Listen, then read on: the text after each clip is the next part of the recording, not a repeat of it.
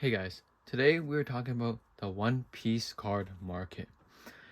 And specifically, I want to talk about the problems with the One Piece card market.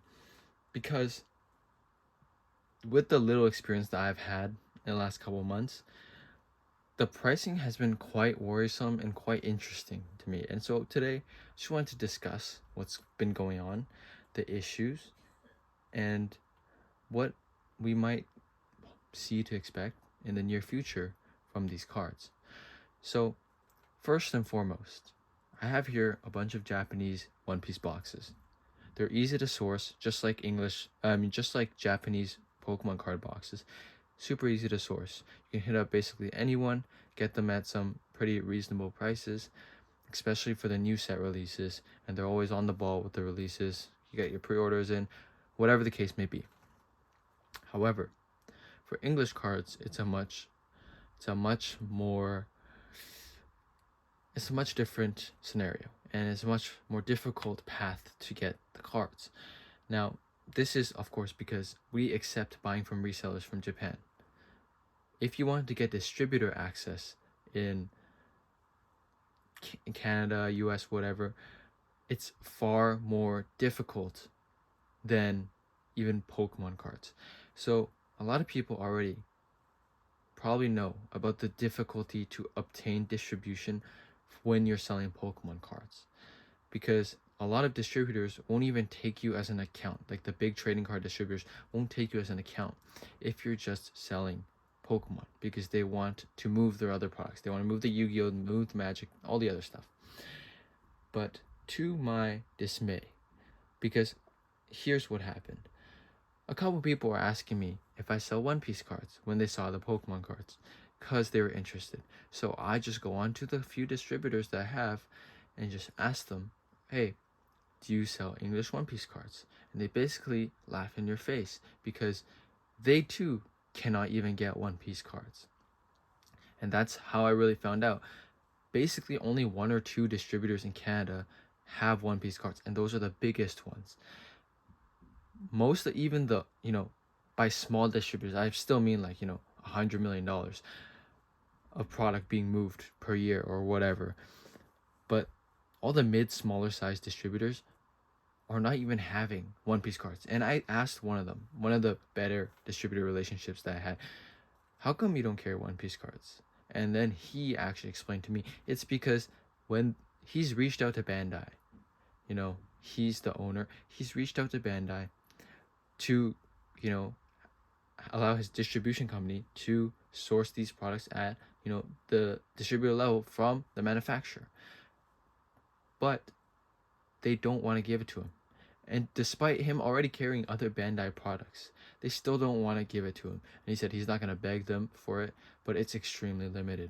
Very few distributors in Canada, at least I can say, do not have English One Piece cards. And that can very well explain the insane pricing that you may see on these English One Piece boxes.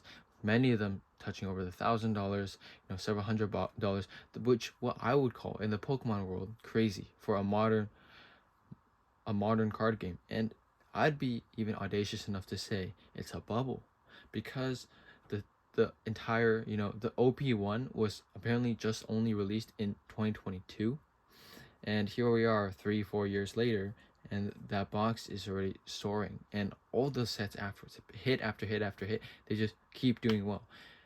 The biggest theory I can come up with that, just from what I've personally experienced, is because of the lack of distribution. And I guess that might be obvious to anyone who knows, the One Piece market.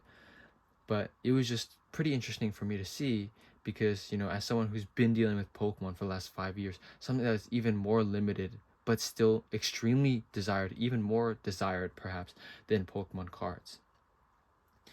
Then, in addition to that, we have the Japanese side of things. Another reason why the market is completely insane.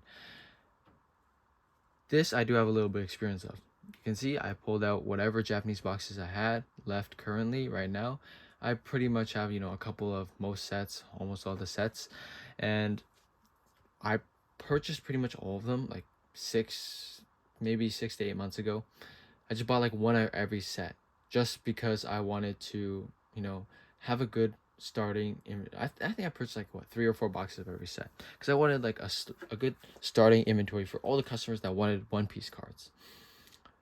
But a lot of them have been selling pretty well, to my surprise. I have no clue what I'm doing. Basically, I'm just selling it at below market, making my margin, and a lot of people want these cards. But what's crazy to me is a box of like OP1 that I bought for like $100. I didn't know anything. Like I just trusted the guy. I was like, all right, you give me fair pricing on Pokemon, Japanese Pokemon. I'm just gonna buy a couple of every box for you at whatever price that he had set on his price list. And now the box is like threefold or two or threefold what I paid just a couple months ago, which is even more crazy than a lot of the Pokemon returns that I've been seeing in the last couple months. And that's not even like I didn't even buy these with the purpose of making an investment. I just bought them because I want to have inventory to sell. A lot of them, like the OP1, OP2, OP3, I didn't get around to listing them yet, or I didn't actively try to sell them. I was just holding on to them. I'm gonna sell them soon, and they just keep going up in value. And I just see this. There's no way this is sustainable, right?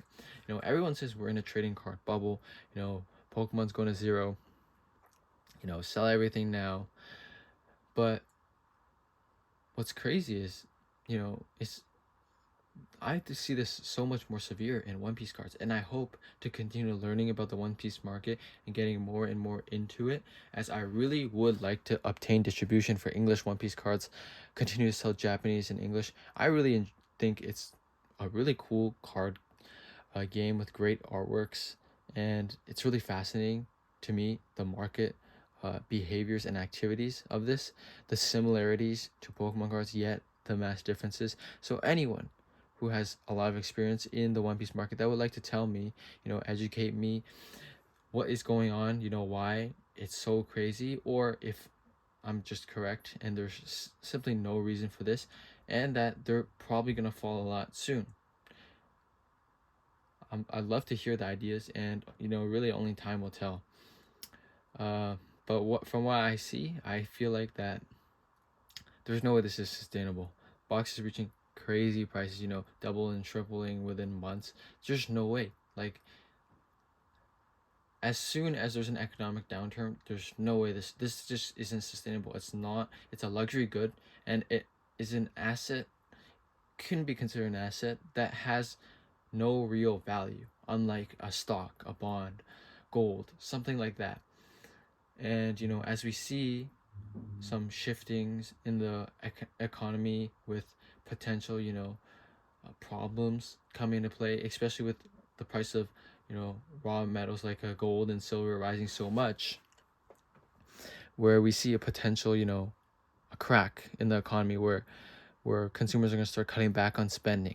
A lot of money is going to stop being poured into luxury goods and into necessities. It's going to be really interesting to see what happens to the Japanese One Piece market and the English One Piece market, as well as Pokemon, of course. But specifically, I don't think these prices for One Piece are sustainable. I still will enjoy selling it, breaking up the box, selling the packs, and learning more and more about the market, the cards every day. But it's just a really interesting thing I've seen with the One Piece market, from the little experience I've had. And I just think it's completely unsustainable, and it's crazy. And there's a huge problem, especially with the English cards, the lack of distribution really contributing to overhyped prices that will eventually lead to a bubble burst. But again, if anyone wants to correct me, let me know in the comments. But that's going to be it for this video. Subscribe to join the journey.